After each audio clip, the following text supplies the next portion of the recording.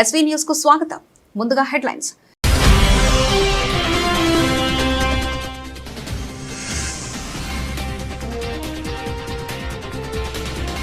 Iran America చర్చలు వచ్చే వారం పునఃప్రారంభం కావచ్చని పాకిస్తాన్ వెల్లడి.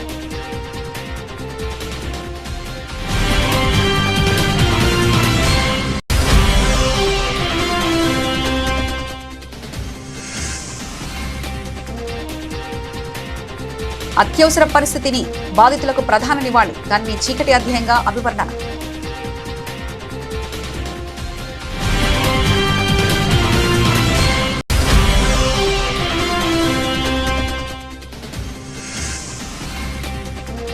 భారత్కు లాభం ఉంటేనే అమెరికాతో ట్రేడ్ డీల్, కేంద్ర వాణిజ్య మంత్రి పీయూష్ అగర్వాల్.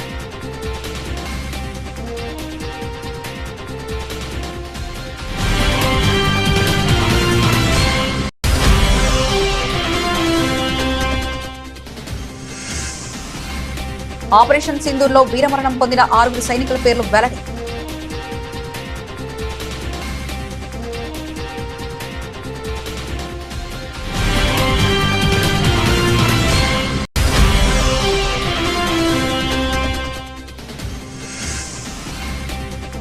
ఉద్యోగులకు భారీ భరోసా, ఉచిత బీమా పీఆర్సీపై ముఖ్యమంత్రి రేవంత్ రెడ్డి హామీ.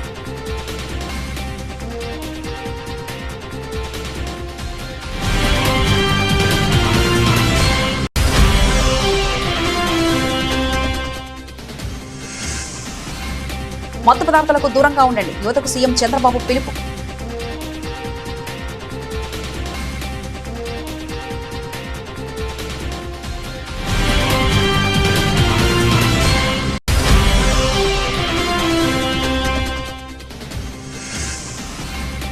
రియల్ ఎస్టేట్ రంగాన్ని సమాధి చేసింది రేవంత్ ప్రభుత్వమే, బీఆర్ఎస్ వర్కింగ్ ప్రెసిడెంట్ కేటీఆర్ వ్యాఖ్య.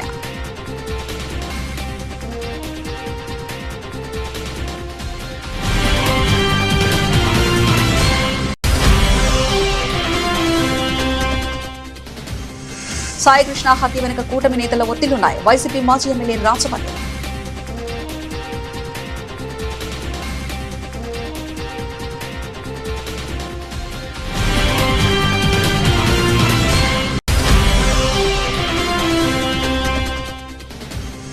కూటమి పాలనలో డ్వాక్రా మహిళలకు అన్యాయం, వైసీపీ అధినేత మాజీ ముఖ్యమంత్రి వైఎస్ జగన్మోహన్ రెడ్డి.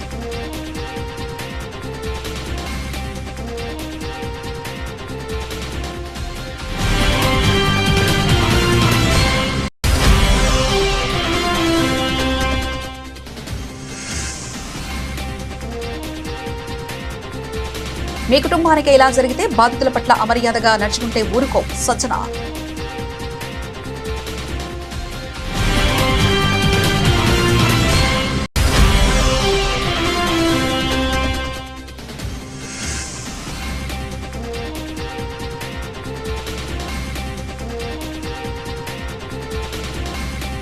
జూలై 25న ప్రారంభం కానున్న డ్యూరాండ్ కప్.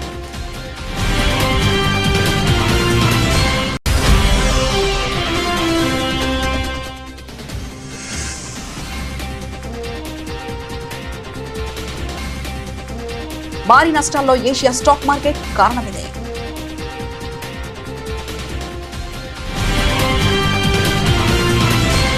అమెరికా మరియు ఇరాన్ మధ్య చర్చలు వచ్చే వారం తిరిగి ప్రారంభమవుతాయని పాకిస్తాన్ పేర్కొంది. బుధవారం రాత్రి విడుదల చేసిన ప్రకటనలో పాకిస్తాన్ విదేశాంగ శాఖ ప్రతినిధి తాహిర్ అంద్రాబీ మాట్లాడుతూ సంబంధిత పక్షాలు చర్చలకు సిద్ధంగా ఉన్నాయని మరియు ఆ ప్రక్రియ కొనసాగుతుందని తెలిపారు.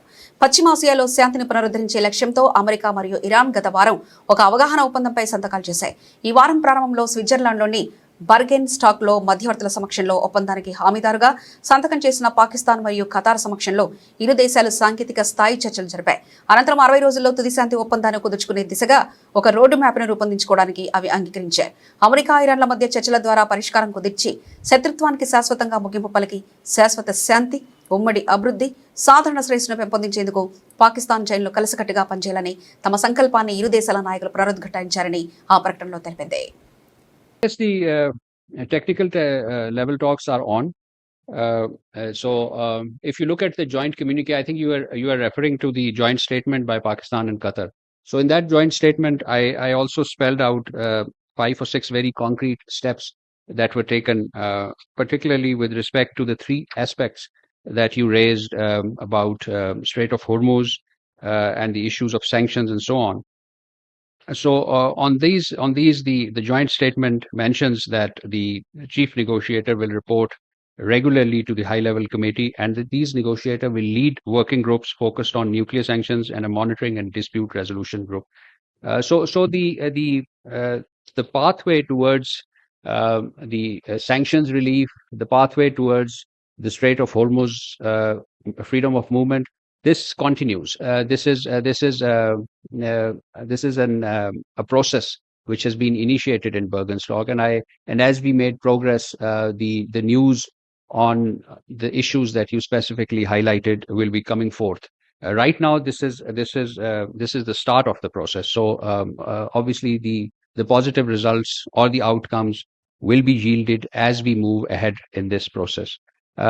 You also talked about 1975లో విధించిన అత్యవసర పరిస్థితి 51వ వార్షికోత్సవ సందర్భంగా ప్రధానమంత్రి నరేంద్ర మోదీ గురువారం దాన్ని రాజ్యాంగంపై ప్రత్యక్ష దాడిగా అభివర్ణించారు.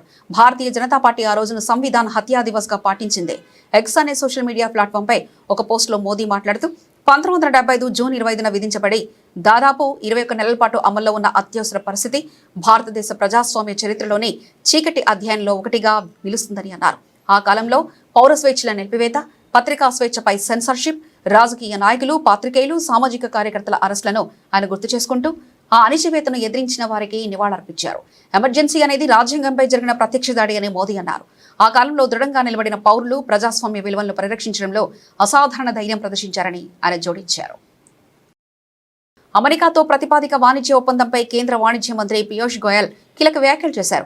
ఇతర దేశాల కంటే భారతీయ ఉత్పత్తులకు ప్రత్యేక ప్రయోజనం లభించిన పక్షంలో అగ్రరాజ్యంతో ఎలాంటి ఒప్పందంపై సంతకం చేయబోమని స్పష్టం చేశారు. లండన్ పర్యటనలో మాట్లాడిన ఆయన భారత ఎగుమతిదారులకు అమెరికా మార్కెట్లో ప్రత్యేక అవకాశాలు కల్పించేలా చట్టపరమైన, విధానపరమైన వ్యవస్థను అమెరికా రూపొందించాల్సి ఉందన్నారు. ఈ అంశం ఖరారయ్యే వరకు ఒప్పందం కుదరదని తేల్చి చెప్పారు. భారత్, అమెరికా మధ్య జరుగుతున్న చర్చల్లో దిగుమతి సుంకాల తగ్గింపు కీలక అంశంగా మారిందని తెలిపారు. గతంలో భారత ఉత్పత్తులపై దాదాపు 50% వరకు ఉన్న సుంకాలను 18% తగ్గించే ప్రతిపాదన ఆధారంగా చర్చలు సాగాయని గోయల్ వెల్లడించారు. అలా జరిగితే భారత ఉత్పత్తులకు ఇతర దేశాల కంటే అమెరికా మార్కెట్లో ప్రయోజనం లభిస్తుందని పేర్కొన్నారు. అమెరికా వాణిజ్య ప్రతినిధి జమిసన్ గ్రీర్తో ఇటీవల ఢిల్లీలో జరిగిన చర్చల అనంతరం కూడా ఇరు దేశాలు ద్వైపాక్షిక వాణిజ్యాన్ని విస్తరించేందుకు కట్టుబడి ఉన్నాయని కేంద్ర వాణిజ్య శాఖ తెలిపింది. అయితే పెండింగ్ లో ఉన్న కీలక అంశాలపై ఇంకా తుది నిర్ణయం రాలేదు. ఏడాది ప్రారంభంలో మధ్యంతర వాణిజ్య ఒప్పందం దిశగా చర్చలు మొదలైనప్పటి నుంచి ఇది 3వ విడత చర్చలు కావడం విశేషం. And we had about 50% tariff on India. Right? So we had negotiated that deal based on bringing down that 50% tariff to 18%. And the whole deal was centered around that competitive advantage that we got with 18% over our neighbors and other competing countries. So we were lower than all our neighboring countries, lower than all the ASEAN countries other than Singapore. And that is why the deal was attractive for us. With the Supreme Court striking down the tariffs, and now with the 10% which expires on 24th July, we obviously have to have some reason to be able to enter into force that agreement that we have already agreed upon, and to ensure that we get a competitive advantage over what is being paid by our countries in the same stage of development or with same cost structures as India has. So whether it's Vietnam, Thailand, Philippines, Indonesia, Malaysia, China, apart from Bangladesh, Sri Lanka and all our neighbors. And until the framework of getting that competitive advantage can be finalized, we can't enter into force a US deal. So that's broadly the discussions. I don't think I can be more transparent than that. Pakistan మరియు పాకిస్తాన్ ఆక్రమిత కాశ్మీర్లోని ఉగ్రవాద మౌలిక సదుపాయాలను నాశనం చేయడానికి గత ఏడాది మే నెలలో ప్రారంభించిన సరిహద్దు సైనిక చర్య అయిన ఆపరేషన్ సింధూర్లో భాగంగా జరిగిన పోరాటంలో మరణించిన 6 సైనిక సిబ్బంది పేర్లను భారత ప్రభుత్వం అధికారికంగా వెల్లడించింది. న్యూఢిల్లీలోని స్మారక చిహ్నం వద్ద వారి పేర్లను చెక్కడంతో పాటు జాతీయ యుద్ధ స్మారక చిహ్నం వెబ్సైట్లో రోల్ ఆఫ్ ఆనర్ విభాగంలో ఈ పేర్లను ప్రచురించడం ఈ సంఘర్షణ సమయంలో భారత సాయుధ దళాలు ఎదుర్కొన్న ప్రాణ నష్టాన్ని మొట్టమొదటిసారిగా అధికారికంగా బహిరంగంగా గుర్తించడాన్ని సూచిస్తుంది. ఏప్రిల్ 22న పహల్గాంలో జరిగిన ఉగ్రవాద దాడిలో ప్రధానంగా పర్యాటకులతో సహా 26 మంది ప్రాణాలు కోల్పోయిన నేపథ్యంలో 2025 మే 7న రాత్రి ఆపరేషన్ సింధూర్ ప్రారంభించబడింది. ఈ దాడికి ప్రతిస్పందనగా భారత సైనిక దళాలు పాకిస్తాన్ మరియు పాక్ ఆక్రమిత కాశ్మీర్లో 9 ఉగ్రవాద సంబంధిత ప్రాంతాలను లక్ష్యంగా చేసుకున్నాయి. ఇందులో జైషే మహమ్మద్ మరియు లష్కర్ ఇ తైబా సంస్థలకు చెందిన మౌలిక సదుపాయాలు ప్రధాన లక్ష్యంగా ఉన్నాయి. ఇరు దేశాల director general of military operation DGMO మధ్య జరిగిన చర్చల అనంతరం మే 10న శత్రుత్వాలను ముగించడానికి 2 దేశాలు అంగీకరించాయి. దేశానికి స్వాతంత్ర్యం వచ్చినప్పటి నుంచి వివిధ యుద్ధాలతో తమ ప్రాణాలను అర్పించిన భారత సాయుధ దళాల సైనికుల స్మరణార్థం 2019లో ఇండియా గేట్ సమీపంలో జాతీయ యుద్ధ స్మారకం ఏర్పాటు చేయబడింది. ఈ 6 సైనికుల పేర్లను పేర్కొనడం ఆ మిషన్ లక్ష్యం పట్ల గుర్తింపు ధృవీకరిస్తుంది. రాష్ట్ర ప్రభుత్వం ఉద్యోగులు పెన్షన్లకు తెలంగాణ ప్రభుత్వం శుభవార్త చెప్పింది. రెగ్యులర్ ఉద్యోగులతో పాటు కాంట్రాక్ట్ అవుట్సోర్సింగ్ ఇతర తాత్కాలిక ఉద్యోగులకు కూడా ఉచిత ప్రమాద బీమా సదుపాయం కల్పించనున్నట్లు ముఖ్యమంత్రి రేవంత్ రెడ్డి ప్రకటించారు. ఈ మేరకు 14 బ్యాంకులతో ప్రభుత్వం అవగాహన ఒప్పందాలు కుదుర్చుకుంది. రవీంద్ర భారతిలో జరిగిన కార్యక్రమంలో సీఎం స్వయంగా ఒప్పందాలపై సంతకాలు చేసి పథకాన్ని ప్రారంభించారు. ఈ సందర్భంగా మాట్లాడిన సీఎం ప్రభుత్వం కోసం కష్టపడే ఉద్యోగుల భద్రతను కాపాడడం తమ బాధ్యత అని తెలిపారు.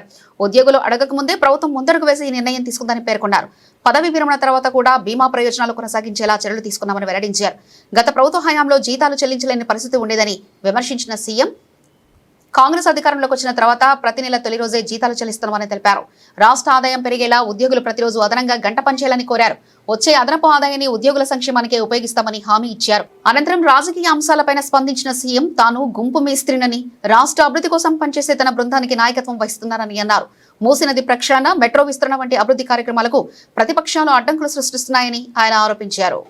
మన ఉద్యోగులు, మన కుటుంబ సభ్యులు అడగకపోయినా యజమానిగా ఈ ప్రభుత్వం బాధ్యత వాళ్ళకు భద్రత కల్పించాల్సిన అవసరం ఉందని చెప్పి ఈ రోజు మీరు అడగకపోయినా, మీ డిమాండ్లలో ఈ అంశం లేకపోయినా ఈ రోజు ఈ ప్రభుత్వం ఒక బాధ్యతతోని ముందుకు వచ్చి 16 రాష్ట్ర ప్రభుత్వంతో లావాదేవీలు నిర్వహిస్తున్న బ్యాంకర్స్ అందరినీ పిలిపించి మీ సమక్షంలో తెలంగాణ రాజధాని అయిన హైదరాబాద్ నడిబొడ్డున్న రవీంద్ర భారతిలో వీళ్ళందరితో ఒప్పందాలు చేపించి ఈ రోజు నుంచి మీకు ప్రమాదం ఏదైనా ఊహించని సంఘటన జరిగితే ఏది జరగొద్దు, 100 సంవత్సరాలు మీరు ఆరోగ్యంగా ఉండాలనేదే ఈ ప్రభుత్వం యొక్క ఆలోచన. ప్రత్యక్షంగా పరోక్షంగా ఈ ప్రభుత్వానికి మీరు సేవలు అందించాలి, ఈ ప్రభుత్వం యొక్క ప్రతిష్ట మీరు పెంచాలనేదే మా ప్రభుత్వం యొక్క భావన.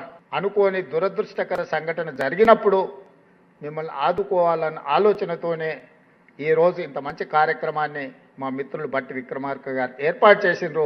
పెద్ద ఎత్తున మీరు చప్పట్లతోని వారిని అభినందించండి.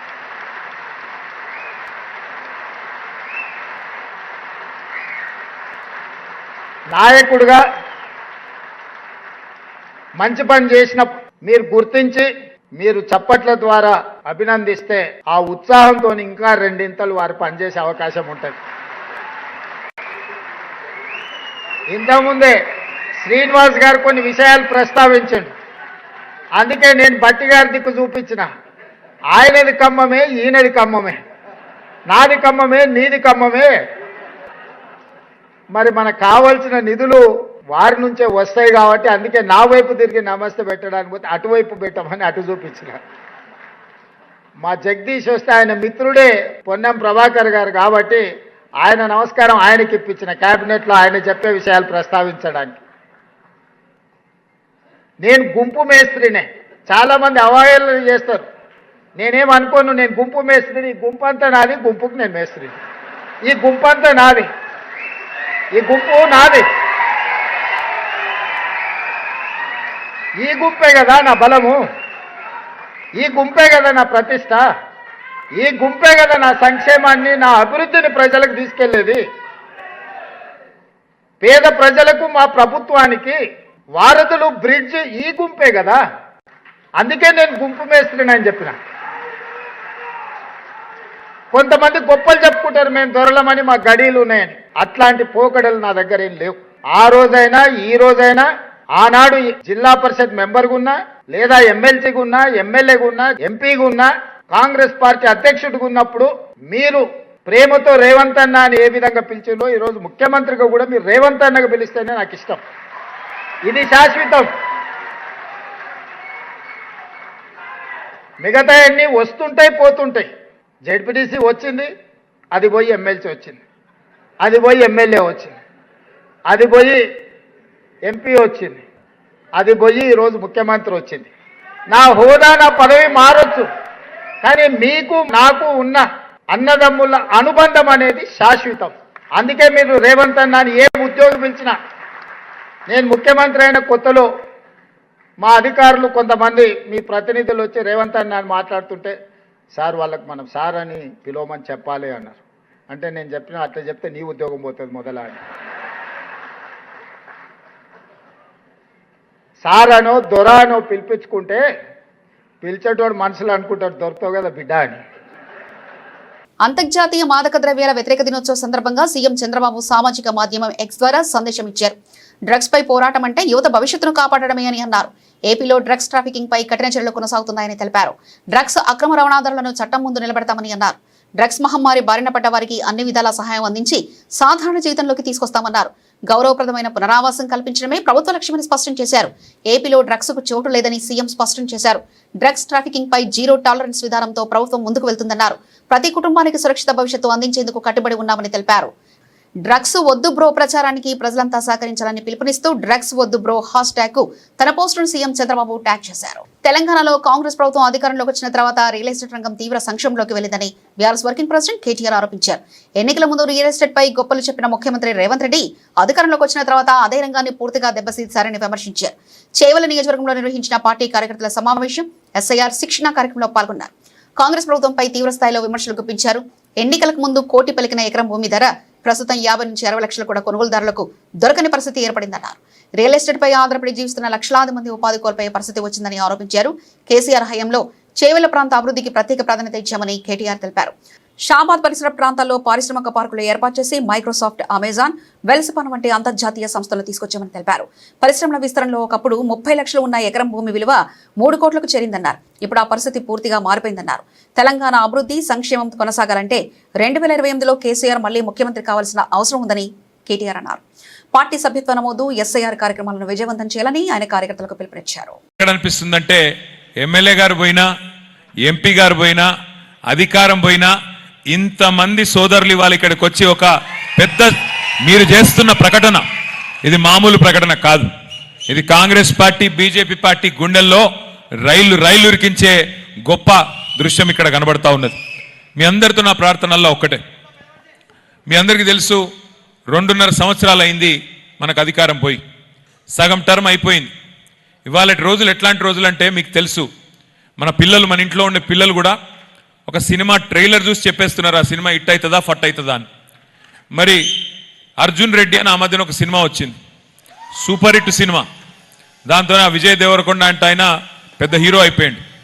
మరి ఇప్పుడు రేవంత్ రెడ్డి అని ఇంకో సినిమా వచ్చింది, ఫస్ట్ హాఫ్ అయిపోయింది, ఇంటర్వెల్ కూడా అయిపోయింది. ఎట్లుంది సినిమా ఇది? నాకంటే బాగా చేవెళ్ళోళ్ళకే తెలుసు ఆ సినిమా ఎట్లుందో. ఎలక్షన్ ముందేమో నేను గుంపు మేస్త్రిని, అసలు రియల్ ఎస్టేట్ అంటేనే రేవంత్ రెడ్డి, రేవంత్ రెడ్డి అంటేనే రియల్ ఎస్టేటు అని పోజులు కొట్టిండు. ఇలా ఏం చేసిండు మరి? రియల్ ఎస్టేట్ని బొందబెట్టిండు, మొత్తానికి 100 ఫీట్ల అడుగులో పాతి పెట్టే పని చేసిపోయిండు. మన గవర్నమెంట్ ఉన్నప్పుడు పెద్దలు కేసీఆర్ గారు ఉన్నప్పుడు ఇప్పుడే నరేందర్ రెడ్డి గారు చెప్తా ఉన్నారు, షాబాద్లో చందన్వెల్లి కానీ సీతారాంపూర్లో కానీ ఎకరా 30 లక్షలు ఉండేది. కానీ అక్కడ ఇండస్ట్రియల్ పారిశ్రామిక పార్క్ తెచ్చిన తర్వాత అక్కడ ఇవాళ ప్రపంచ ప్రఖ్యాతి కలిగిన కంపెనీలు, ఒక మైక్రోసాఫ్ట్ కావచ్చు, అమెజాన్ కావచ్చు, వెల్స్పన్ కావచ్చు, ఇంకా ఇతర కంపెనీలు తీసుకొచ్చిన తర్వాత ఇవాళ ఎకరం 3 కోట్లకు తక్కువ ఇవాళ షాబాద్లో లేని పరిస్థితి ఆ ఏరియాలో. అదే రేవంత్ రెడ్డి గారు వచ్చిన తర్వాత ఇవాళ లక్షల మంది రియల్ ఎస్టేట్ మీద ఆధారపడి పనిచేసుకునే తమ్ముళ్ళు, చెల్లెళ్ళు, మరి వారందరూ కూడా ఇవాళ దివాలా తీసే పరిస్థితి వచ్చింది. నిజంగా కూడా వాస్తవం ఏంది అంటే ఎన్నికలకు మునుపు ఎకరం ₹1 కోటి పలికింది కూడా ఇవాళ కనీసం 50-60 లక్షలు కూడా కొనడానికి ఎవరు సిద్ధంగా లేరు. నేను చెప్పేది కరెక్టా కాదా? దారుణమైన పరిస్థితి ఉన్నది. ఎందుకు ఈ పరిస్థితి మనం ఆలోచన చేసుకోవాల్సిన అవసరం ఉంది. ఎందుకంటే మన రేవంత్ రెడ్డి గారు చెప్పినారు, ఇప్పుడు ఎవరైనా తలుచుకుంటే దేవుణ్ణి తలుచుకుంటారు. అయ్యా నీకు ఆదర్శం ఎవరయ్యా అంటే ఒక శ్రీరాముడు అంటారు, లేదా ఒక శ్రీకృష్ణుడు అంటారు, ఇట్లా రకరకాలుగా చెప్తారు, దేవుళ్ళ పేర్లు చెప్తారు. కానీ రేవంత్ రెడ్డి గారికి ఆదర్శం ఎవరయ్యా అంటే ఒక రావణాసురుడు, ఒక నరకాసురుడు, వాళ్ళను మించిన హిట్లర్ అని ఒకడు ఉండే నియంత. ఇట్లనే రేవంత్ రెడ్డి లెక్క ఆయన కూడా నీలిగేటోడు బాగా. ఎందుకు? నాకు పవర్ ఉన్నది, నా చేతుల్లోనే మొత్తం ఉన్నది, కాబట్టి నేను ఏదంటే అది చేస్తా అని చెప్పి లక్షల మందిని చంపేసిండు హిట్లర్. అట్లాంటి హిట్లరు రేవంత్ రెడ్డి గారికి ఆదర్శం అంట. ఇండ్లు గులగొడితే ఆయనకు పైశాచిక ఆనందం కలుగుతున్నదంట, చాలా మంచిగా అనిపిస్తుందంట. అందరు పేదవాళ్ళు గరీబోళ్ళు ఏడుస్తుంటే మంచిగా అనిపిస్తున్నదంట. నేను మిమ్మల్ని ప్రార్థించేది ఒకటే, సరే జరిగింది అయిపోయింది ఓకే, కానీ చేవెళ్ళలో మీరు కాంగ్రెస్ పార్టీని నమ్మలేదు. ఆ రోజు మన ఎమ్మెల్యేగా యాదయ్య గారు నిలబడ్డప్పుడు మీరందరూ కష్టపడి మరి ఆనాడు కేసీఆర్ గారు ముఖ్యమంత్రి అయితేనే బాగుంటుంది, ఈ 111 జీవో కానీ ఇంకోటి కానీ మా చేవెళ్ళ ప్రాంత అభివృద్ధి కానీ కేసీఆర్ గారు అయితేనే చేయగలుగుతారు అని చెప్పి ఆలోచన చేసి మీరు ఆ రోజు కూడా బీఆర్ఎస్ని గెలిపించినారు. సరే ఈ రోజు మీరు చూస్తే Sai Krishna lockup death case ఏపీలో చర్చనీయాంశంగా మారింది. ఈ ఘటన వెనుక అధికార కూటమికి చెందిన కీలక నేతలు ల్యాండ్ మాఫియా ఒత్తిళ్లు ఉన్నాయంటూ వైసీపీ సీనియర్ నేత ప్రొద్దుటూరు మాజీ ఎమ్మెల్యే రాజమల్లి శివప్రసాద్ రెడ్డి ఆరోపించారు. రాష్ట్రంలో పోలీసులు పూర్తిగా చంద్రబాబు ప్రైవేట్ సైన్యంలో మారిపోయారంటూ ఆయన చేసిన ఆరోపణలు ఇప్పుడు police housing and legal circles లో తీవ్ర దుమారం రేపుతున్నాయి. జగ్గైపేట పరిధిలోని ఒక భారీ ల్యాండ్ డీల్ వివాదంలో కూటమికి చెందిన అధికార పార్టీ ఎమ్మెల్యే ఒక ఎంపీ పోలీసులపై తీవ్ర ఒత్తిడి తెచ్చారని ఆరోపించారు. వారి ఆదేశాల మేరకే city police commissioner Rajasekhar direction లో సిఐ నాగరాజు మరికొందరు సిబ్బంది కలిసి సాయికృష్ణను అదుపులో తీసుకుని అతి కిరాతకంగా హింసించి చంపేశారని అన్నారు. లైవ్ కౌంటర్ ఇచ్చారు. ప్రజా సంఘాలు వైసీపీ కలిసి గట్టిగా ఒత్తిడి తేవడం వల్లే గత్యంతరం లేక సిఐ నాగరాజుపై కేసు పెట్టారని, కానీ ఈ ప్లాన్ వెనుక ఉన్న అసలు సూత్రధారులు పాత్రధారులైన ఐపీఎస్ అధికారులు రాజకీయ నాయకులపై ఎందుకు కేసు నమోదు చేయడం లేదని ప్రశ్నించారు. ఈ కేసులో నిజాలు బయటకు రావాలంటే తక్షణమే విచారణను సిబిఐకి అప్పగించాలని డిమాండ్ చేశారు. వైసీపీ అధినేత మాజీ ముఖ్యమంత్రి వైఎస్ జగన్మోహన్ రెడ్డి ఏపీలోని కూటమి ప్రభుత్వంపై విమర్శలు గుప్పించారు. డ్వాక్రా మహిళలకు ఇచ్చిన హామీలను అమలు చేయకపోవడం వల్ల గ్రామీణ ఆర్థిక వ్యవస్థ దెబ్బతింటుందని ఆయన ఆరోపించారు. ఈ మేరకు గురువారం ట్విట్టర్ వేదికగా ఆయన స్పందించారు. డ్వాక్రా మహిళలకు రుణాలు అందిస్తే వారి ఆర్థిక స్వావలంబన కలగడమే కాకుండా ఉత్పాదక రంగాల్లో పెట్టుబడులు పెట్టే అవకాశం ఉంటుందని జగన్ పేర్కొన్నారు. ఎన్నికల మేనిఫెస్టోలో స్వయం సహాయక గ్రూప్ రుణాలపై వడ్డీ రాయితీ పరిమితిని 3 లక్షల నుంచి 10 లక్షలకు పెంచుతామని హామీ ఇచ్చి ఇప్పుడు కూటమి ప్రభుత్వం చేతులెత్తేసిందంటూ జగన్ విమర్శించారు. ఈ హామీని అమలు చేయకపోవడం వల్ల మహిళలు ఏటా 3,000 కోట్ల చొప్పున 2 ఏళ్లకు 6,000 కోట్ల ప్రయోజనాన్ని కోల్పోయారని ఆయన ఆవేదన వ్యక్తం చేశారు. తమ హయాంలో డ్వాక్రా మహిళలకు వడ్డీ రాయితీ కింద 4,969 కోట్లు చెల్లించామని, ఆసరా చేయిత వంటి పథకాల ద్వారా ఆర్థికంగా అండగా నిలిచామని జగన్ గుర్తు చేశారు. పెంచిన రుణ పరిమితి సంగతి అటుంచి ప్రస్తుతం ఉన్న వడ్డీ రాయితీ పథకానికి కూడా మద్దతు ఇవ్వకుండా కూటమి సర్కార్ నిర్వీర్యం చేసిందంటూ ఆయన మండిపడ్డారు. హైదరాబాద్ పోలీస్ స్టేషన్కు వచ్చే బాధితుల పట్ల కొందరు సిబ్బంది వ్యవహరిస్తున్న తీరుపై నగర పోలీస్ కమిషనర్ సజ్జన తీవ్ర ఆగ్రహం వ్యక్తం చేశారు. ఫిర్యాదు చేసేందుకు వచ్చే ప్రజలతో అమర్యాదగా బాధ్యతారహితంగా ప్రవర్తిస్తున్న సిబ్బందిపై కఠినమైన శాఖపరమైన చర్యలు తీసుకోవాలని ఆయన ఉన్నతాధికారులను ఆదేశించారు. బంజారాహిల్స్లోని పోలీస్ కమాండ్ కంట్రోల్ సెంటర్లో ఇటీవల నిర్వహించిన ఉన్నత స్థాయి నేర సమీక్షా సమావేశంలో ఆయన ఈ కీలక వ్యాఖ్యలు చేశారు. కష్టాల్లో ఉండి మానసిక వేదనతో ఆసరా కోసం పోలీస్ స్టేషన్ గడప తొక్కే ప్రజలతో వ్యవహరించాల్సిన పద్ధతి ఇదేనా అంటూ అధికారులను సజ్జనార్ నిలదీశారు. కొన్ని స్టేషన్లలో రిసెప్షనిస్టులు, పరిపాలనా బాధ్యతలు చూసే అడ్మిన్ ఎస్ఐల ప్రవర్తన సరిగ్గా లేదని, సమయపాలన కూడా పాటించడం లేదంటూ ఆయన అసంతృప్తి వ్యక్తం చేశారు. పర్యవేక్షణ లోపించినందుకు కొందరు ఇన్స్పెక్టర్లకు ఇప్పటికే ఛార్జ్ మెమోలు జారీ చేసినట్లు పోలీస్ వర్గాల ద్వారా తెలిసింది. ప్రజల నుంచి వస్తున్న ఫిర్యాదుల నేపథ్యంలో క్షేత్రస్థాయిలో వాస్తవాలను నిగ్గు తేల్చేందుకు సిపి సజ్జనార్ ఒక వినూత్న వ్యూహాన్ని అమలు చేశారు. ఆయన స్వయంగా డెకాయ్ ఆపరేషన్లు నిర్వహించారు. కొందరు పోలీస్ అధికారులని సాధారణ పౌరులుగా సివిల్ డ్రెస్లో ఫిర్యాదులు చేసేందుకు నగరంలోని వివిధ పోలీస్ స్టేషన్లకు పంపించారు. అక్కడ సిబ్బంది స్పందించిన తీరు, వారికి ఎదురైన అనుభవాలపై నివేదిక తెప్పించుకున్నారు. ఈ రహస్య ఆపరేషన్లో దాదాపు 12 పోలీస్ స్టేషన్లో సిబ్బంది తీరు దారుణంగా ఉన్నట్లు వెల్లడైంది. ఈ సందర్భంగా అధికారులను ఉద్దేశించి సజ్జనార్ భావోద్వేగంగా మాట్లాడారు. మీ కుటుంబ సభ్యులే ఏదైనా సమస్యపై ఫిర్యాదు చేసేందుకు పోలీస్ స్టేషన్కు వెళ్ళినప్పుడు అక్కడ ఇలాంటి ఇబ్బందికర పరిస్థితులు ఎదురైతే మీరు ఎలా భావిస్తారో ఒకసారి ఆత్మ పరిశీలన చేసుకోండి హితో పలికారు. ఇకపై ప్రజా సమస్యల పట్ల అలసత్వం వహిస్తే సస్పెన్షన్లు, బదిలీలు తప్పవని అరగట్టిగా హెచ్చరించారు. 138 ఏళ్ల చరిత్ర కలిగిన ఆసియాలోనే అత్యంత పురాతన ఫుట్బాల్ టోర్నమెంట్ అయిన దురాండ్ కప్ తదుపరి ఎడిషన్ జూలై 25న ప్రారంభమై ఆగస్టు 23న ఫైనల్ మ్యాచ్తో ముగుస్తుందని నిర్వాహకులు గురువారం ప్రకటించారు. ఈ టోర్నమెంట్లో 2 విదేశీ జట్లతో సహా మొత్తం 24 జట్లు పాల్గొంటాయి. కోలకత్తా, రాంచీ, గౌహతి, ఇంఫాల్ మరియు షిల్లాంగ్ నగరాల్లో మ్యాచ్లు జరుగుతాయి. ఇందులో రాంచీ నగరం ఈ పోటీ చరిత్రలో తొలిసారిగా ఆతిథ్య నగరంగా వ్యవహరించబోతుంది. మొత్తం 6 వేదికలలో మ్యాచ్లు నిర్వహించబడతాయి. కోలకత్తాలోని వివేకానంద యువ భారతి క్రీడాంగం మరియు కిషోర్ భారతి క్రీడా ప్రాంగణం వేదికలుగా ఉండగా రాంచీలోని Birsa Munda stadium, గౌహతిలోని Indira Gandhi athletics stadium, ఇంఫాల్లోని come on లపంక్ stadium మరియు షిల్లాంగ్లోని జవహర్లాల్ నెహ్రూ స్టేడియం ఇతర వేదికలు ఉంటాయి. తమ ప్రతిభను నిరూపించుకోవాలనుకునే యువ క్రీడాకారులు దేశంలోని అత్యుత్తమ జట్టుతో తలబడి జాతీయ స్థాయిలో గుర్తింపు పొందేందుకు ఈ టోర్నమెంట్లు తరతరాలుగా ఒక వేదికగా నిలుస్తుంది. ఇటీవల ఎడిషన్లో పొరుగు దేశాలకు చెందిన ఆర్మీ జట్లతో సహా విదేశీ జట్లు కూడా ఈ పోటీలో పాల్గొన్నాయి. నార్త్ ఈస్ట్ యునైటెడ్ ఎఫ్సి ప్రస్తుత ఛాంపియన్గా ఉంది. ఆర్టిఫిషియల్ ఇంటెలిజెన్స్ ఏఐ రంగంలోని షేర్లతో భారీ అమ్మకాలు ఆసియా స్టాక్ మార్కెట్లను కుదిపేశాయి. దక్షిణ కొరియా కొస్పీ సూచీ ప్రకారం 8.2% కుప్పకూలగా జపాన్ నిక్కీ 225 సూచీ దాదాపు 5% నష్టపోయింది. తీవ్ర అమ్మకాలతో కొరియా స్టాక్ ఎక్స్చేంజ్ 20 నిమిషాల పాటు ప్రోగ్రామ్ ట్రేడింగ్ ను నిలిపివేసింది. మొహరం నేపథ్యంలో ఈరోజు భారత స్టాక్ మార్కెట్ పనిచేయడం లేదు. Hong Kong hang సెంగ్ 2.4%, China CSI 300 2.9%, Shanghai composite 2% పైగా పడిపోయాయి. జపాన్ను మినహాయించిన ఎంఎస్సిఐ ఆసియా పసిఫిక్ సూచి కూడా 3.8% క్షీణించింది. గత ఏడాది కాలంలో ఇదే అతిపెద్ద వారాంత పతనంగా మార్కెట్ వర్గాలు పేర్కొంటున్నాయి. ఈ అమ్మకాలకు అమెరికా టెక్ దిగ్గజం యాపిల్ ప్రధాన కారణంగా నిలిచింది. మెమరీ, స్టోరేజ్ చిప్ల ధరలు పెరగడంతో ఐప్యాడ్, మ్యాక్బుక్ ధరలను పెంచుతున్నట్లుగా యాపిల్ ప్రకటించింది. ఒక్క రోజులోనే దాదాపు $250 బిలియన్ మార్కెట్ విలువ ఆవిరైంది. పెరుగుతున్న చిప్ వ్యయాలు ఏఐ రంగాల లాభాలపై ప్రభావం చూపుతాయనే ఆందోళన ఇన్వెస్టర్లో పెరిగింది. అదే సమయంలో త్రైమాసిక ముగింపుకు రావడంతో పెట్టుబడిదారులు భారీగా లాభాల స్వీకరణకు మొగ్గు చూపారు. ఇప్పటికే ఏఐ షేర్ల విలువలు గరిష్ట స్థాయికి చేరుకోవడంతో రిస్క్ తగ్గించుకునేందుకు చాలా మంది విక్రయాలు చేపట్టినట్లు విశ్లేషకులు చెబుతున్నారు. అయితే ఇది ఏఐ భూమికి ముగింపు కాదని, ఇటీవల నమోదైన భారీ ర్యాలీ తర్వాత వచ్చిన సహజమైన కరెక్షన్ గా మాత్రమే చూడాలని మార్కెట్ నిపుణులు అభిప్రాయపడుతున్నారు. బులెటిన్ ముగించే ముందు హెడ్లైన్స్ మరోసారి చూద్దాం.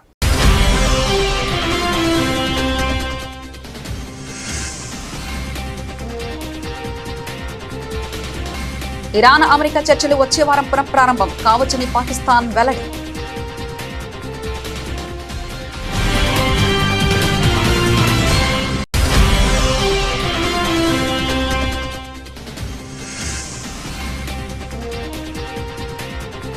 అత్యవసర పరిస్థితిని బాధితులకు ప్రధాన నివాళి, దానిని చీకటి అధ్యాయంగా అభివర్ణన.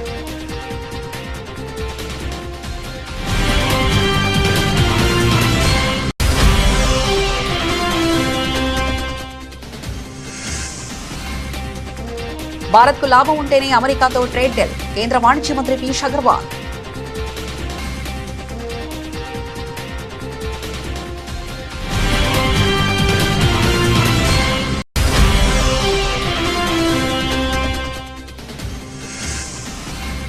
ఆపరేషన్ సింధూర్లో వీరమరణం పొందిన 6 సైనికుల పేర్లు వెల్లడి.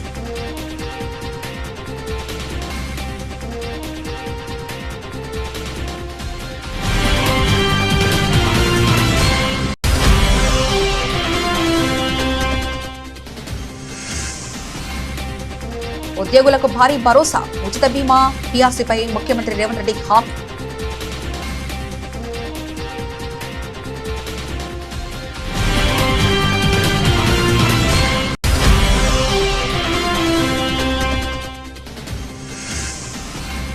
మత్తు పదార్థాలకు దూరంగా ఉండండి, యువతకు సీఎం చంద్రబాబు పిలుపు.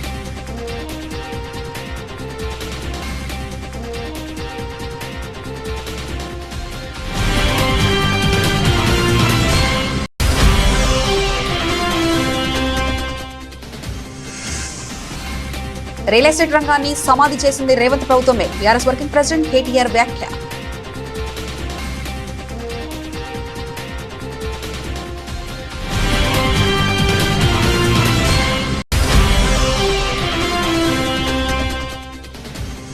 సాయి కృష్ణ హత్య వెనుక కూటమి నేతల ఒత్తిళ్లున్నాయి, వైసీపీ మాజీ ఎమ్మెల్యే రాచమల్లి.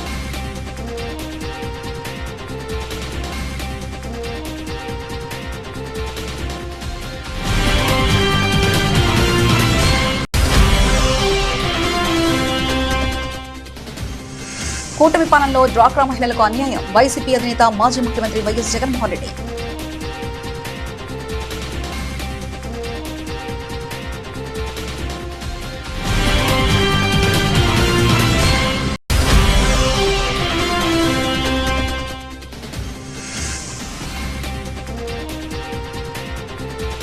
మీ కుటుంబానికి ఇలా జరిగితే బాధితుల పట్ల అమర్యాదగా నడుచుకుంటే ఊరుకో, సజ్జన.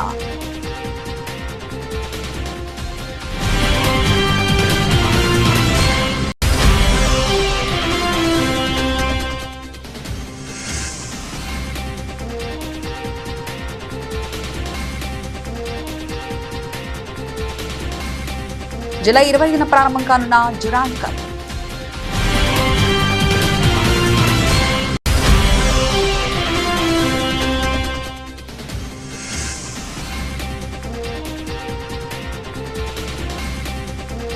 భారీ నష్టాల్లో ఏషియా స్టాక్ మార్కెట్, కారణమిదే.